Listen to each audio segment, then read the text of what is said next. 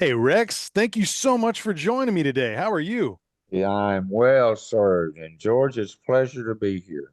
Pleasure to see you and meet you. Yes, absolutely. It's an honor for me, man. And we've been connected through your son Scott, who I had on the podcast, and he's like, I think you're going to need to chat with my dad. And so, we've had some phone calls and bringing us here, and we got some great things we're going to talk about. The restoration of the chestnuts. We're going to be talking about working with native tribes and the things that we can do collectively together to make sure that we are saving our forest through future generations. And so, I think at Absolutely. the beginning, like if you can tell me a little bit about how where you grew up and, maybe Okay. talk about that day around that campfire that you kind of saw something with your dad that kind of changed your trajectory and what you wanted to go in and working with the Forestry Service, if you wouldn't mind. Well, sure, I'll do that. I'm a product of Appalachia, and we'll talk about the Appalachian uh, uh, residents and the society they built there in the Appalachians, and but I am a product of that, and I grew up uh, seeing chestnut in the woods.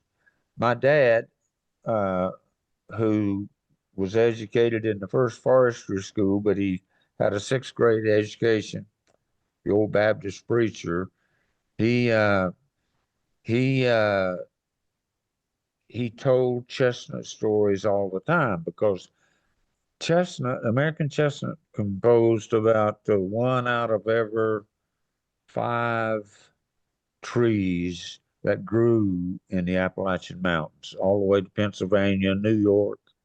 It was then and my dad saw that forest of huge chestnut trees when he was a kid. He hunted in them and he knew the tree. Later in life, he was a logger and he really got to see uh, how the chestnut dominated the forest and its value to beginning with the indigenous people, the native people, but also the settlers. Uh, the trees would easily grow 100 foot tall. It was often called the redwood of the East because the wood was so rot resistant. They used it for everything from cradles to coffins and but every year the most important thing was it produced a huge crop of very nutritious American chestnuts that fed everything in the woods, including deer, bear, uh, a few bison that were running through the mountains up there, and the people, both the early Caucasian settlers and the tribal people. And they depended on it. They realized the value of the tree. And so I grew up hearing chestnut stories. My dad witnessed the blight, the American chestnut's been around for 50 million years. It originated in Asia, and in 1904, back up a step, the landowners and the farmers and the poor mountain people, every fall they would go into the woods, the whole family with tow sacks, and they would gather chestnuts by the bushel, take them to the country store, and swap them for things that they had no money to buy. These were poor people, but a pair of shoes for the kids or coffees, things that they couldn't produce. Hmm. And so my dad saw that come in, and the chestnut was brought in on the chestnut blight, which is a fungus, was brought in on some Japanese chestnuts, and the Japanese chestnuts had the blight, and they were brought into New York City near the Brooklyn, and immediately the large chestnut trees began to die. This fungus was on the trees. It quickly attacked the chestnuts, and that was in 1904, and between 1904 and the end of the Second World War, 1945, between 4 and 5 billion American chestnut trees died. And I figured it up one time, if you could lay these dead chestnuts end to end, it would circle the globe 1.5 times. So it was a Wow. huge, it's been referred to as the greatest environmental disaster ever to strike North America because the forests changed completely. When I went to work as with the Forest Service, well, let me back up a step. You asked that question. Uh, when I was growing up, and by the way, if you wanted to, I did a TED talk about I don't know, early 70s that kind of told about my youth growing up with my dad and how I got into the chestnut uh, thing. But my dad, he was just an old timer. We had no television when I was growing up. We were just poor as church mice. And so our pastime in the wintertime was to gather around the old wood stove that heated the house. And my dad and other old folks who probably come visiting would tell stories. And just from the very beginning, I noticed that all these stories, somewhere or the other, ended up mentioning chestnut, American chestnut. And the simple reason was it was such a huge part of the life of the mountain people of Appalachia. It defined their quality of life. They were subsistence farmers, uh, but and they. My dad tells a story of when he was a young man. He and a cousin who had an old T model Ford would load that old Ford down with sacks of American chestnut and several jugs of genuine moonshine whiskey. And they would drive to Washington, D.C., and this was common practice at that time. Country people would bring chestnuts into the big cities. They'd have a way to roast the things, and they'd sell them on the street. But where my dad really made his money was selling a little jug of moonshine whiskey to wash it down Got to have with. something to wash it down. Sure. Yes, exactly right. But they did that for years, and he would tell that story, and just the stories he told led me to become a forester. And and when I started work, and I worked 42 years with the U.S. Forest Service, and almost all of that, I did firefighting. I did a huge amount of forest firefighting for about 30 years, mostly in the West. But in the rest of the year, I was just a forester, and I managed wildlife and timber and everything else. But the woods at that time were full of standing dead chestnuts. And we called them gray ghosts because the wood decay, it like to never decayed, and it would stand for decades. And we called those old dead chestnuts the gray ghosts. And you still see a few of them out there. But I had an opportunity early in my career to watch the forest change. And it changed from one that was dominated with this huge tree, American chestnut. And when they all died out, it was red maples or shrub trees that took over. And the change was dramatic. And the Appalachian people saw all that happening. My dad witnessed the changes in it, and he'd talk about when that blight hits, that the local people would say, surely it would kill all of them. But in fact, it did. There are very few surviving large trees anywhere in North America now that escaped the blight. The largest chestnut trees in North America are on the West Coast, Washington, Oregon, Northern California, Idaho. And this is because the early settlers, when they migrated to the West to find land, they carried chestnuts with them because they thought so much of that tree. They were mostly mountain people from Appalachian. And they carried these chestnuts, planted them all over Oregon, Washington, Idaho, and the things prospered because the blight had come in through the New York Harbor and it never reached that part of North America. So these trees are huge out there, and they're the largest chestnuts in America, in the world today. But I grew up hearing those stories, and after about 20 years, I heard about this organization that was doing research to restore the chestnut. And this was, this was 20 some years ago. As it ended up, I started a chapter of the Chestnut Foundation in Kentucky, where I was working as a forester at the time. And I have been in that, devoted all of my retired years working to restore that tree. And crazy thing, I did a TED talk. I was able to get the agreement started with the Eastern Band of the Cherokee Indians.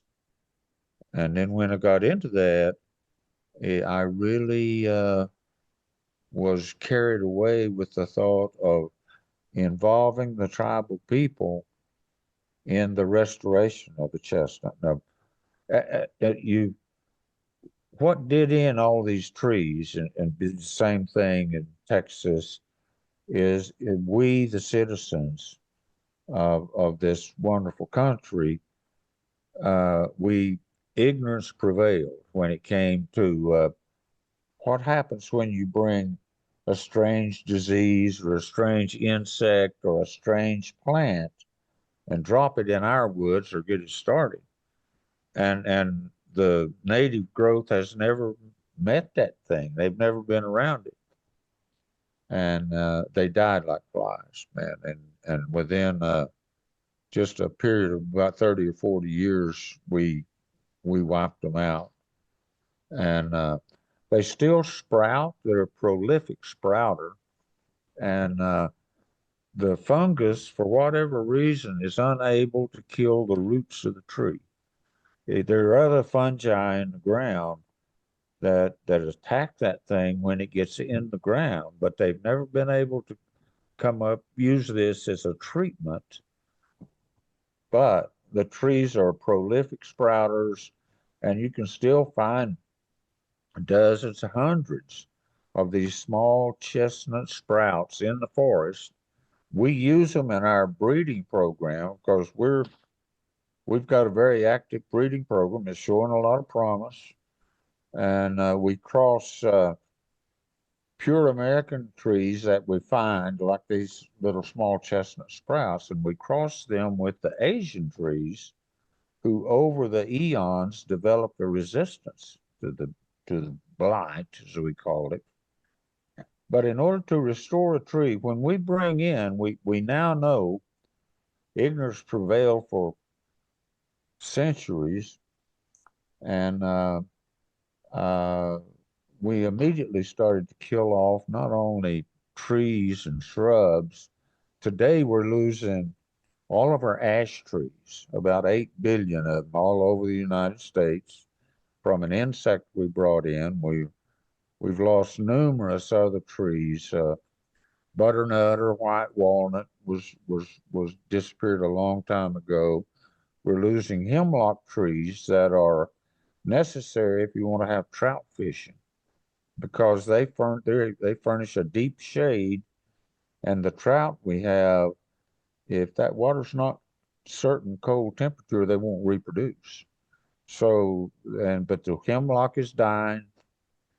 Oh man, we're losing American elm. American elm. We've already lost that. That's exactly right. But today we know the impact of this stuff. But the other thing we did with our early settlers, we brought all of our domesticated animals into the country, into the United North America, and turned them loose in the woods. And all the farmers just looked on the forest as open range, and they would take their cattle and their pigs and notch the ears so they could identify them, turn them loose during the growing season and through the fall into the forest, and they would fatten up and get ready for the winter by eating chestnut. Then in the fall, they would go round up these pigs and drive them back to their farm and kill them, for Hmm. their winter food. But when we brought those animals in and turned them loose, beginning in 1492, when Columbus made his first trip, we finally developed wooden ships that could cross the Atlantic Ocean. And he went to the Caribbean, and he had on his three ships, he had them loaded down with pigs to feed his sailors. Well, the pigs all had swine flu, and every every disease that is fatal to humans, even including COVID, they first find a host that's a wild animal, birds or some kind. And in the case of pigs, swine flu uh, uh, was found on wild pigs, and then over time, because the settlers lived so close to their livestock, that those diseases were able to jump from wild animals to domesticated animals. So when Columbus came to the Caribbean, we turned loose not only swine flu, but smallpox, chicken pox, mumps, measles, things that none of the tribes, and at that time they estimate there were at least 50 to 55 million native people in North America, South America, and in the Caribbean. Within 200 years, 90 to 95% of those folks were dead because they had no resistance to the blight, to the diseases, Hmm. and they died like flies. So today, even with our work, we've learned that if you want to restore a tree, the first thing we have to do is to develop a native tree that's similar to that thing that can withstand the diseases that are already here. Because once those things come in, they don't leave. They're here to stay. And it's like the chestnut blight was able to jump to oak trees, and the it will not kill the oak trees, but it allows the fungus to reproduce and throw out spores. And as luck would have it, on the West Coast in Northern California and Southern Oregon, there is a disease that was brought into that part of the country called sudden oak death. And this stuff, I don't know where it came from, Asia, I'm pretty sure, but it has killed literally millions of oak trees in that part of the world, in California. Not if that thing makes it to the east or the rest of the United States, but when. It has the potential, and they've tested this in labs. It has the potential to kill all the oak trees remaining in North America. And what we lost with the chestnut tree would pale in comparison to what that stuff will do once it's turned loose. So the bit we're, but we finally are reaching a point where we've had some scientific success. The only answer to bringing this stuff back is through science and technology, and uh, and this this is especially important to me because in the past 10 years I've had 3 episodes of cancer, and starting with prostate cancer. Now, starting with lymphoma 17, 18 years ago, and it was type 4 lymphoma. It was in my bone marrow, and but they were able, the oncologist was able to drive it into remission with some really harsh chemo. So I went on with my career, but about 2 years ago, I had a return visit of that lymphoma.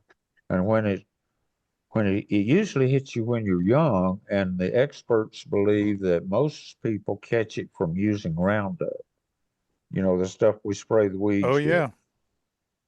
And that's likely where I got mine, but they drove it into remission.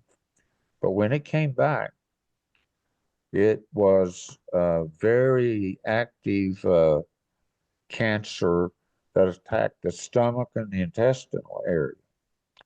And I was feeling really bad, but I had a PET scan done, went to the emergency room, and my stomach was just full of tumors, one of them the size of a softball.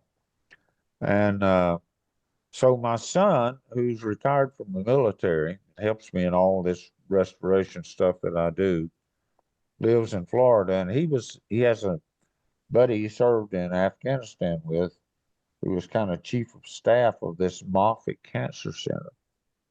So uh, he got me in there, and they have some really cutting edge technology. They call it CAR T, and what it is that when that cancer, that lymphoma comes back, it immediately spreads all over your body.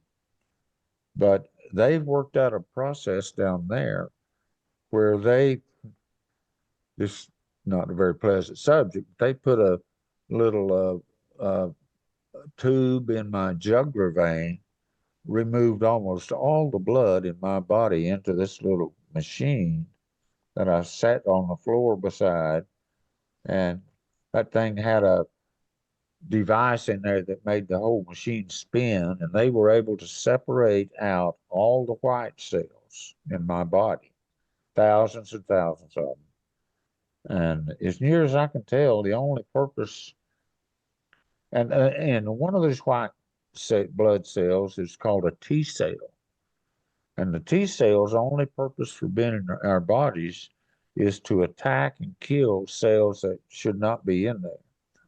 So what they did, they collected all the T cells in my body, sent them off to a lab. This is controversial genetic modification in Baltimore, Maryland, and they changed that thing. They genetically modified it by adding genes from some sort of chemo, so that the only cells that T cell would attack were the lymphoma cells that I had in my body. And the way they modified it, it has the ability to seek out these cancer cells, attach to the top of them, and then kill that cancer cell. Grows through it and kills the cell. And they also had these things multiply greatly. They're able to do that with today's technology. So instead of thousands that they took out of my body, they put in millions of them. And they put those things back in my body, and I still have to have a PET scan every 30 days. And they give you this radioactive stuff that makes all the cancer cells light up, whenever they go through a PET scan. And they could see immediately that these things started seeking out, hunting for the cancer cells, and immediately killing them one at a time. And the last PET scan I had, I was cancer free, you know. And this thing has become a cure for this return visit of lymphoma, which normally hits people who've had it before, but when they're old. And Mhm. I just I turned 80 years old about a year ago, but it has developed into a cure, and the experts think that it will likely be used very soon to treat other types of cancer that are really hard to treat, like different kinds of breast cancer and so forth. So the answer to restoring any kind of tree is to develop one that can live with and survive the whatever the thing is that kills them. And in American chestnut, we had a couple of scientists up at Syracuse that were discovered that there's a number of plants, one of them being a wheat plant, a common wheat plant that we make bread from. And this wheat plant is attacked when the chestnut blight attacks a chestnut tree, it the blight puts out oxalic acid, very powerful acid to kill the trunk of the tree, and then the fungus eats it. You know that it's fungi eat dead wood, so death is very quick whenever these things get established.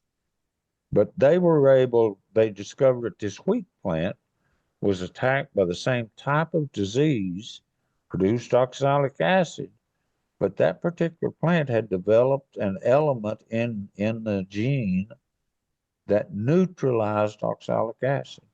So it was like vaccinating a chestnut tree, because with today's technology, they can take that gene from a wheat plant and insert it in the genome of a chestnut tree. And so we developed these things, and the federal government's got to approve them. Just as they have to approve this stuff that cured my lymphoma. Hmm. But it's very controversial. But it also is very effective. You know, there's a lot of resistance that comes into that chestnut tree, and it looks very, very promising. We could bring back the tree with this use of science. So we're still working very hard at that. We're doing just traditional plant breeding, just like we also like we do with corn and beans and any other vegetable. And we're having some good luck because we try to capture as many of the Asian tree genes and resistance to the disease, and we're having a lot of luck. But some of it is very controversial. The genetic modification in today's world is very controversial, and they accuse us of playing God. You know, they accuse the scientists of playing God because you take a gene from one living species and insert that in a completely different living species, and so they accuse everybody involved with it with playing God. I'm not a particular religious guy, but my belief is that what we're doing is using a gift the guy upstairs gave us, this piece of hamburger between our ears that allows us to think and study science and technology. And it's much more acceptable if it's used to produce COVID vaccines or something like that. You know, if it goes to treat humanity, it's much more acceptable. But if we use it on an ecosystem, there are a lot of people who said nature's all powerful, just leave it alone and it'll take care of itself.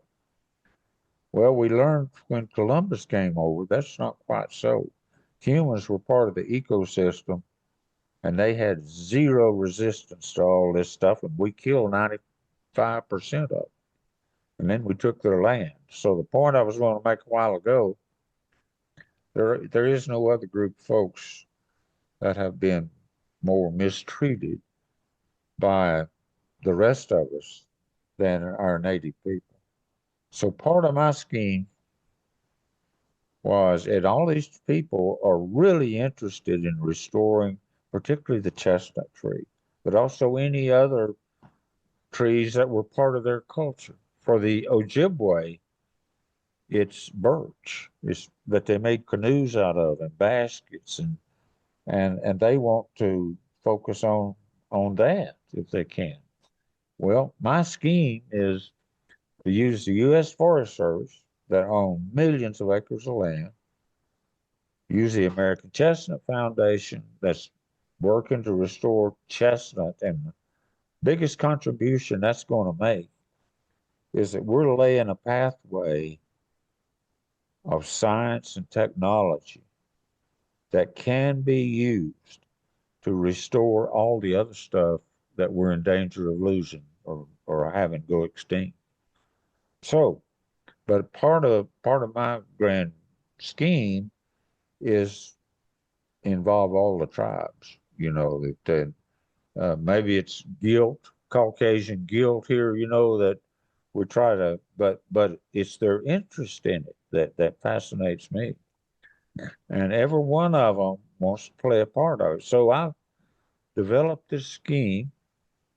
I worked 42 years with the Forest Service, and uh, I've got a lot of contacts within the feds, the government, and what brought this thing to a head was Hurricane Helene that almost wiped out Florida, and it wiped out 190,000 acres of eastern Cherokee homeland, and trees are down. It looks like 190,000 acres of strip mine if you drive through the woods and look at it.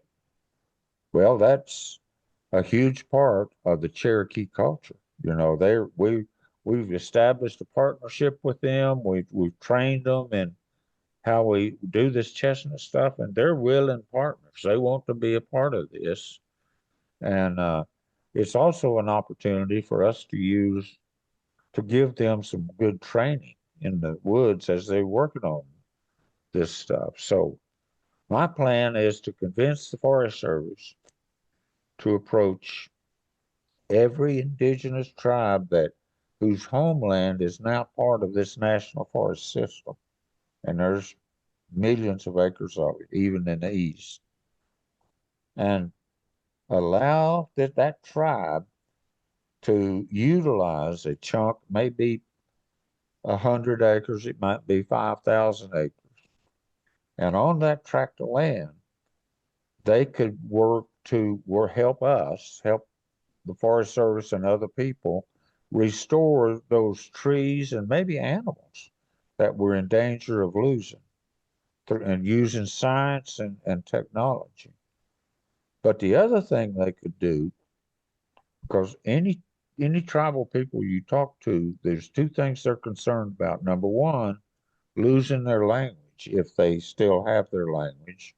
And number two, losing their culture.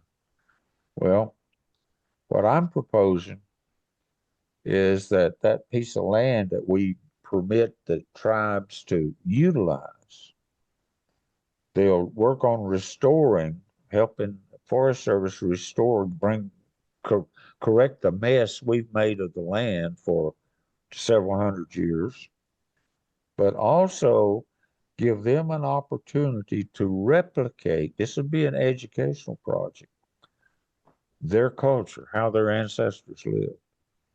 What did their houses look like? How did they garden? What did they grow in their gardens? What did they kill out of the forest to survive the winter? But capture as much of their culture as we could. And this would be purely an educational program. We plan to secure funds to video this, to film it. Because the best way for the tribes to hang on to their culture is to have it captured on film. Then you have a film there or a video that could be used by any government agency, any school, anybody that wants to put on some training about how the native people live. So, and the Forest Service is buying into this. You know, they're very eager. This whole thing, I'm just really surprised and shocked that There is so much support developing for it. So I'm moving ahead with this thing full speed. Son Scott is helping me every step of the way, and I think we're going to be able to pull it off. But it's just amazing to me, and potentially this could be a very big deal with particularly with the government agencies like Forest Service. They're required by law. We still treat the tribes as sovereign nations because it was their land that when we first came over here, but we took Hmm. their land and gave them Oklahoma, parts of it, where it's difficult to grow the crops that they live with. Anyhow, that's my plan, and right now there appears to be a good deal of buy-in for it. We had a big meeting in Asheville this past week, and man, the powers that be in the Forest Service are telling me to move ahead with it. Just keep them informed, plugged into it. Plus, when the Hurricane Helene hit Western North Carolina, it destroyed 190,000 acres of prime mountain land in there. The excellent chestnut land, huge. It's an area. Most of the reservation surrounds the Great Smoky Mountain National Park, and the Cherokee are really interested in fixing the damage. And the Forest Service is also very interested in getting every chestnut seedling that we can find. And as we work to restore or correct the damage that we did to that 190,000 acres, we're going to do it with chestnut, a tree that we wiped out, 100 and some years ago. And the big thing about it, when you look at all these people who do this stuff, including the chestnut group, most of them are struggling financially. They need support. They need financial support. They're talking about millions of dollars, maybe, that would come here to help restore this 190,000 acres of, uh, of mountain land, Cherokee homeland. But they like the idea of involving the tribes, and it's such a big area that it would be a huge opportunity for good publicity, or to a job. It would attract a lot of people would be drawn to that. But anyhow, pushing ahead with it. So that's my retirement job right there. If I can hang around, and my uh, my old oncologist, after my return of lymphoma, he said, "You really need to start collecting something like baseball cards instead of cancers if you can. So if you're going to do this kind of work." So if I can get reasonably healthy again, that's what I'm going to do the rest of my life. But I've got a lot of people who are very interested in this. This is one reason I really wanted to meet you, because I know what you. All I got to do is look behind your head and see what's on these boards and listen to my son Scott. And I'm honored to be here today just to be a part of this. So I need to shut up and let you talk. No, I am glad you've shared all that you've shared. It's a very important project, and I think it brings a lot of things full circle. I used to travel around with a guy named Harvey Arden, who was a National Geographic staff writer for 23 years, wrote a bunch of best-selling books, but his whole goal was he started a company where he was bringing the indigenous elders to the world and the world to the indigenous elders, and our goal was to try to capture everything we could from their personal stories, history, You messages you to the world. mentioned this on your web page. I've got a fact, you sent me a book or two or some Yeah. writing that you've already done. Yes, sir. Yeah. Soon as I can buy just a little breathing time, I'm gonna read that because it's fascinating. Oh, it goes along with what you're talking about, the Yeah, idea of yeah, trying to preserve a culture and a message and a history, absolutely. and Yeah, especially in that digital form, trying to keep that, the goal is to have something for the future seventh generation, right? And absolutely, that it's, absolutely. what do they say? Like the best time to plant a tree was years ago. The second best That's time is right. today, right? Like Okay, that. that's exactly right. But but the other thing that it covers this whole thing, one of the things that humans have at least paid some attention to since we began farming thousands of years ago is being halfway good stewards of the land so that our grandkids, and I think we have an obligation for our grandkids and those that come after them to let them inherit at least as productive and diverse chunk of land as we inherit. I think we're obliged to do that using whatever science is out there. We test the science. If it shows chances of working, let's try, and give it to scientific tests. So I believe it can be done, but it is anyhow. That's an old man's dream right there.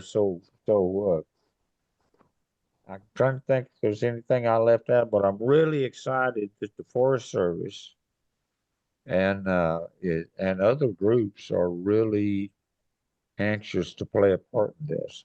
And the tribes, it's really surprising to me because I've been doing a lot of thinking about what's in this for the tribes. And the biggest thing that I could come up with is this thing of recognizing the contributions they have made to us as a nation and understand that we're all one people, and Mhm. if they lose their language or their culture, we lose part of ours. And by filming capturing as much of their culture, I think it's a huge, giant step toward expanded knowledge from an educational standpoint. Uh, we've got chestnut people that that we did a documentary a couple of years ago on American Chestnut that actually was pretty professionally done, Mhm. and uh, and the people in that group want to do shorter versions, but do it on things like Native American culture, and education, shorter films. But they're going to try to use this project I'm working on if we can record video the culture that they demonstrate on these chunks of land we're going to give them permission to work on. That could be a very, very valuable educational thing that will be around forever, you know. Sure. Sure. Uh, Well, it reminds me too, like when you were talking, even in your TED talk and some of our discussions we've had before, you know, the indigenous people, wherever it is worldwide, right, wherever they are, yeah, most of the times those folks have lived for, millennia in that area and know those plants. They know those absolutely, as the medicines, as healing agents, as food, as absolutely, nutrition, and all the yeah, different ways that we're connected, and the big pharma comes in and tries to yeah, take some plant and then yeah, say, okay, we own this now. And they'll, yeah, they try to yeah. monopolize that where these I know people know what is going to be best around them for those types of medicinal health. because they they're very observant. I've never met a tribal person that was not observant, and Hmm. they know they were very much aware a long time before we were of what kept that ecosystem going out there that they depended on. Sure.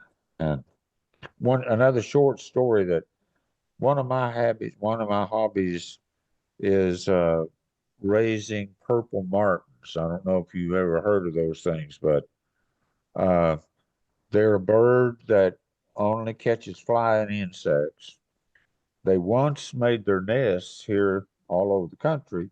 Well, there were some that lived in saguaro cactuses out in the Hmm. Southwest, but they once lived mostly in woodpecker holes and oak trees. That's the only species that was domesticated by native people. And what they did, they kept noticing that this strange purple bird. What the bird does, it catches flying insects. I've got a couple of hundred of them up here in my place in Kentucky. But the insects they caught were tiny flying insects, the same kind that ate the maize and the beans and the Right. pumpkins and the squash that the tribes grew. So they came up with the idea. They also grew gourds. So they came up with the idea of planting a few gourds, just old dipper gourds, cut an opening in it, and lo and behold, these birds, which always come back to where they raise their young, and they winter in Brazil. They fly all the way to Brazil. All of the parents and the young of the year, thousands of miles. It's seven. Man, it's several days flight over the Gulf of Mexico and then they go all the way to Brazil and live in the jungles down there until spring comes to North America, and then they come back to where they raised their young the year before.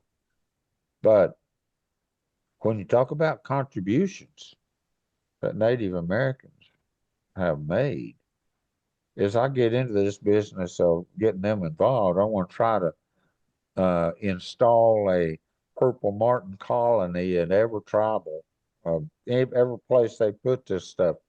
Put a few gourds up there and get some martins to come in there just to tell that story. Yeah. No, it reminds me of like the bats. Like we have a lot of bat colonies here in Texas, and Yeah, they actually have, I'm not sure exactly. I think it was some type of radar system where they're able to see where they it is. fly out each night, It and is. they go Yeah, over it's all a these sonar system. They're yeah, able to bounce off, and they know what's out there. You and know, and they they can identify a flying insect. yep. Yeah, And they go and they get these insects that are over these agricultural fields. And I think people that's don't right. understand how, They don't. birds and bats and how many different things are contributing to our way of life on a day-to-day basis and keeping our food system safe. And these are things that have been in play for millennia. And if we start to mess with those things, Yeah, it's going that's to be right. detrimental to our future and our children's and And grandchildren's that's future. exactly right. That's exactly right. And that's part of the educational process that could be explained. That if we're able to do some of this filming of that would include the contributions that my own personal contribution belief is that our Caucasian ancestors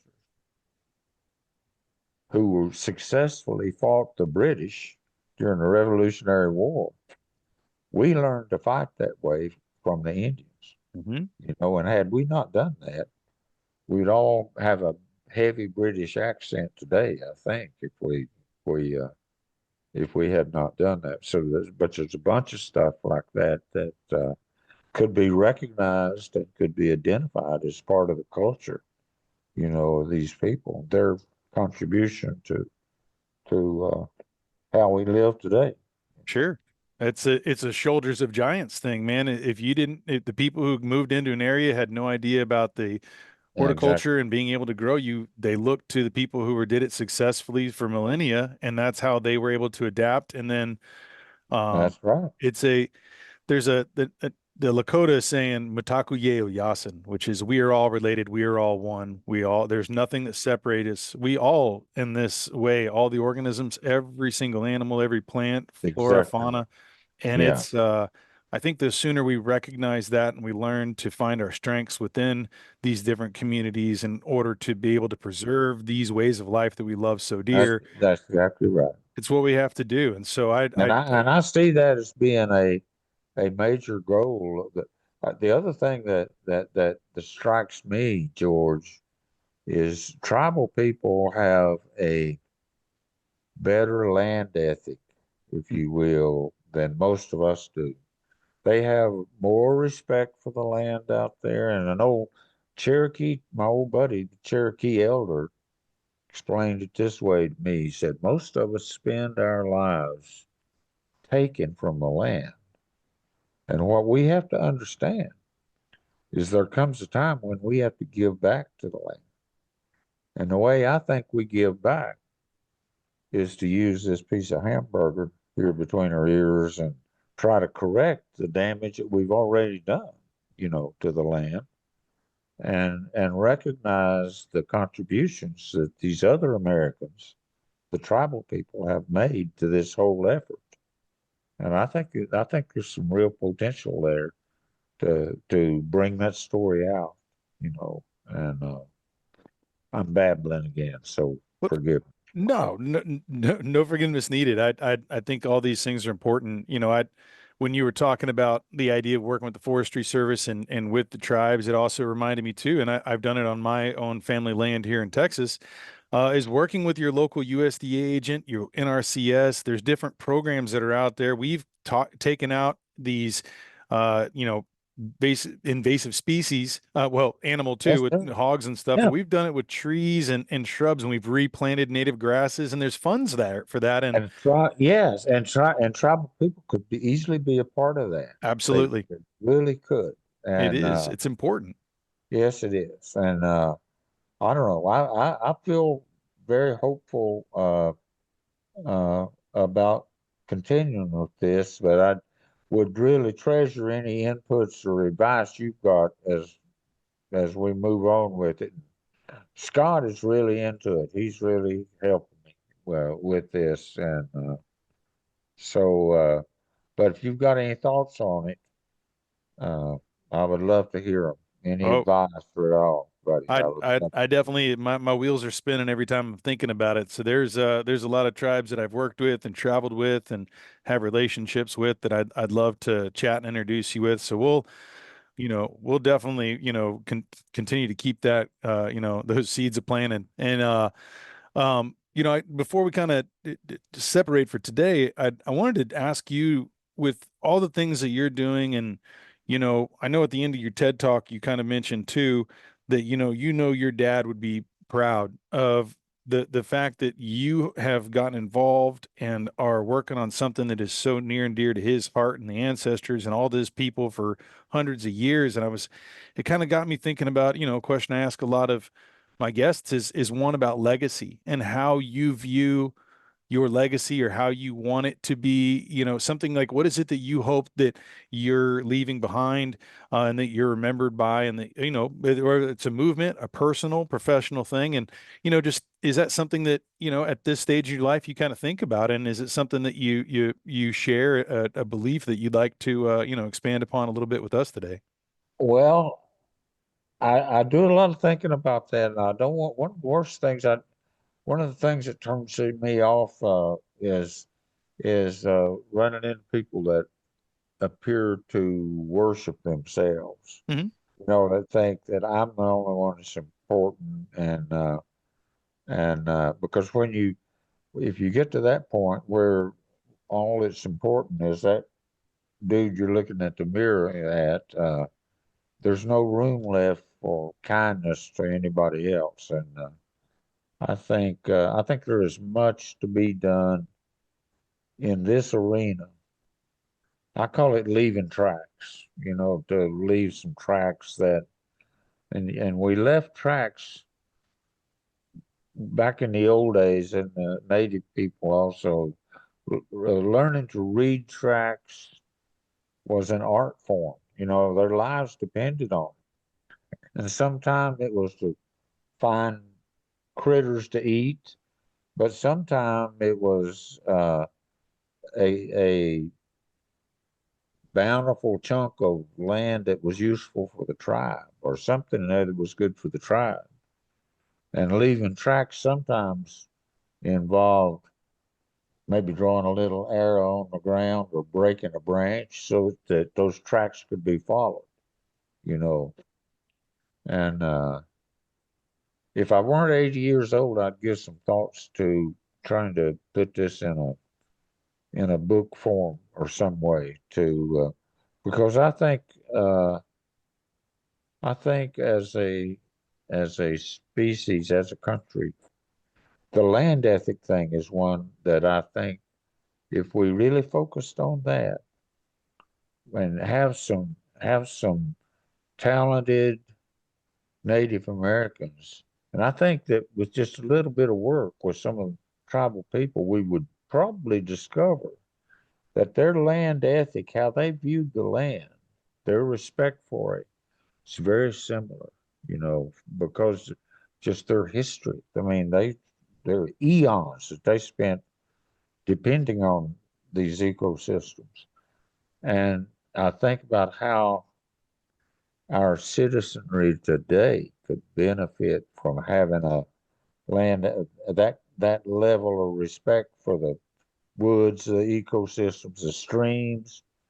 Because when you look at this thing that bothers me of bringing in ever strange insect, they come in through world trade or international travel. We're not going to stop trading or traveling internationally, but we need to do something because there's no indications that this is going to slow down, and the damage will continue. And the only way to fix that, I think, is to try to instill in, particularly in our young people, a different way of looking at the land. That is, it's not just uh, uh, something to look at, but it's our lives right there, and we kind of owe that to our people. I think if we could start to upgrade that land ethic, and I don't know whose role that is. A lot of agencies and a lot of people would play a role in that. Like for example, the Forest Service. If we're in the business of trying to restore some of the damage that's been done when ignorance prevailed, you know, think about the improvements to our quality of life if we could just stop this damage that's almost epidemic now. And with good science and good technology, I'd like to see that effort continue. And I'm just unsure how to uh, go to a next logical step. But I think that this tribal thing, I consider those folks the indigenous people, and I think back when in my youth, and you may remember this, there was a advertisement, and I think they called it the Crying Indian, Hmm. the guy that's actually shedding some tears when he saw some people throwing garbage out the car window. But I think there's opportunities to really make some headway for all our people on a better land ethic, an ethic that suits better our needs, and those of our grandkids. And I think we owe it to them, you know, to try to do that. I hope some way we can get that. And I think I'd like to see the Native people play a role in trying to get this word out, you know, maybe in the videos when we video some of their culture, get some of their best speakers and let them address this and get it down on film, babbling again. No, But these are great things, man. I'm so glad you shared it and that you're continuing to kind of build your vision and share it. And like you shared it with me and all the listeners here today. And I know I'll be putting down all the notes to some of the organizations we spoke about, to your TED Talk link. I think everyone needs to go see that. It's about 10 minutes, give or take, and it's wonderful. It kind of gives a good synopsis of what you're working towards. And you and I will just kind of keep in touch and see how we can kind of we'll help do each other that, along brother. with this. And once We'll again, do man, that. I'm so honored that you came and joined me today. And I Hey, man, and the same here. The same here. You've made my day. So I want to stay in touch at your convenience. But uh, I think this thing has a lot of potential, and you can give us some tremendous help with it as you ponder on it. Yeah.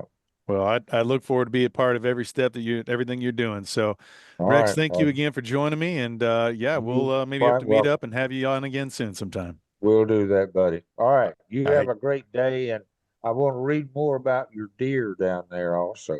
That's fascinating Work on story. another article. I'll send it your way. All right. That'll be great. You take You have care. a good day. Thanks for what you do.